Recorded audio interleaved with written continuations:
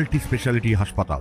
মেঘবেলা লাইভে আপনার পছন্দের টিভি চ্যানেলস সম্পূর্ণ বিনামূল্যে শুধুমাত্র মেঘবেলা ব্রডব্যান্ডের কানেকশনের সঙ্গে। মেঘবেলা ব্রডব্যান্ড, বাংলার ঘরে ঘরে। দক্ষিণ চব্বিশ পরগনার মগরাহাট থানার অন্তর্গত গোকর্ণী এলাকায় একটি পরিত্যক্ত হিমঘরে হঠাৎই আগুন লেগে চাঞ্চল্য ছড়ায়। স্থানীয় বাসিন্দারা দেখতে পান হিমঘর থেকে আচমকাই কালো ধোঁয়া বেরোচ্ছে। সঙ্গে সঙ্গেই খবর দেওয়া হয় মগরাহাট থানায়। পুলিশ ও দমকলের দুটি ইঞ্জিন ঘটনাস্থলে পৌঁছে এবং দীর্ঘ প্রচেষ্টার পর আগুন নিয়ন্ত্রণে আনে। সকালে হঠাৎ শুনলাম যে এখানে আগুন লেগেছে, তাই আমরা এলাকার ছেলে দেখতে এলাম এখানে যে আগুন লেগেছে। দুটো ফায়ার ব্রিগেড এসে গেছে এখানে আগুন কন্ট্রোল করার জন্য, নিভিয়ে দিয়েছে প্রায় আগুন অনেকটা। যাই হোক, বিল্ডিংটাতে পড়ে আছে প্রায় 10 বছর হয়ে গেছে, 8-9 বছর 10 বছর হয়ে গেছে, প্রায় বন্ধ হয়ে পড়ে রয়েছে।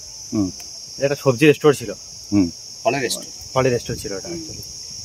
তো এখন বন্ধ হয়ে রয়েছে। সরকার থেকে ব্যাংক থেকে লোন টোন নিয়ে যা একটা কিছু কোম্পানি করেছিল, তার জন্য এখন বন্ধ হয়ে পড়ে, লোন টোন দিতে পারেনি, বন্ধ হয়ে পড়ে আছে। প্রায় 10 বছর হয়ে গেছে পড়ে আছে।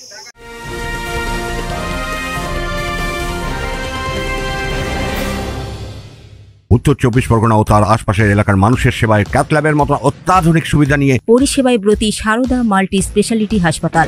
একই ছাদের তলায় মানুষ সাধারণ চিকিৎসা থেকে শুরু করে 24 ঘন্টা cath lab, MRI, CT scan, এনআইসিইউর মতো সুবিধা এবার থেকে পেয়ে যাবেন সারদা মাল্টি স্পেশালিটি হাসপাতালে। প্রয়োজনে যোগাযোগ করুন 033-2592-0730, 2593-0730, 2593-3562 ও 9331275635 নম্বরে। আমাদের ঠিকানা Royal Park, Kalyani Expressway, Barrackpore, Kolkata 7,01,21। Sarada multi speciality হাসপাতাল, পরিষেবাই হোক আমাদের মূল লক্ষ্য।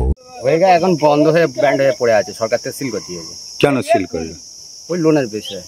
তো এই হিমঘরটা চলেছিল তো? হ্যাঁ, চলছিল। কতদিন? 2-2.5 বছর মতন চলছিল। তো বন্ধ করলো? ভালো তো চাষিরা আসছে। চাষিরা আছে, মেন হচ্ছে বন্ধ করে দিয়েছে।